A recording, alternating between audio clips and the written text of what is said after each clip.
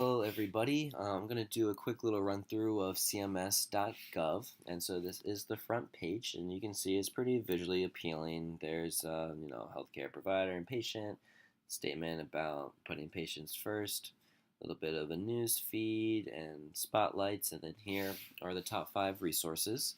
And so this is, I think, worthy of noting, sort of answering some of these questions. As far as the number one resource goes, this manual going to this sort of shows how this website is definitely much more geared towards professionals than for lay people. Looking at the statement here, how the manuals offer day-to-day operating instructions, policies, and procedures based on statutes and regulations, guidelines, models, and directives. Yeah, definitely if there's a person who is not so technologically savvy or have the highest health literacy, this may be a little difficult to navigate. But there are some, helpful parts to get like general information about Medicare. Going here, this will list sort of the eligibility criteria as well as the different parts to Medicare. To note, this would not be the place to sign up for Medicare. You would have to go to Medicare.gov, but the link is there, so that'll take you to Medicare.gov, as well as this link will take you to Medicaid.gov, where you can find out more about policies and resources, and then actually be able to sign up for those coverages. Um, I think another thing to just point out about sort of some of the difficulties with navigating this is a lot of the links just go to further and further links. Um, and so, yeah, it definitely can be kind of challenging to kind of find all that you need. Although I think that just kind of, is to say CMS is just a massive program and they do a lot of things. So it's hard to, I guess, be able to really streamline, simplify all this information.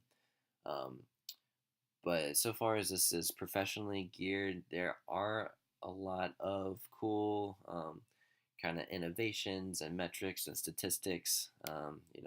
Here's kind of the simplest boiled down. You can see they have some fast facts. And this also speaks to it staying pretty up to date. You can see they have a what's new in January 29, 2019, so at least current with the year. Um, Another cool aspect is that this seems to be very collaborative, and there's a lot of data tracking. There's through CMS, you can get training, earn credit, go to events, become a partner, and that's kind of showing through here also with the Innovation Center, which we'll talk about right after this. There's a lot of innovative models and pilot programs that are being tested just to improve the delivery of healthcare, improve the quality of care, the access to care, and the cost. So here's, early 89 results of the, or at least descriptions of the different reforms and pilot programs going on that, tested accountable care models and changing payment systems.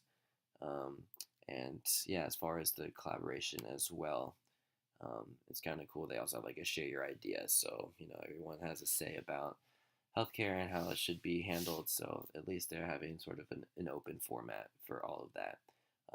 But again, that's a little challenging to navigate and confusing. Definitely more so for someone who's a professional.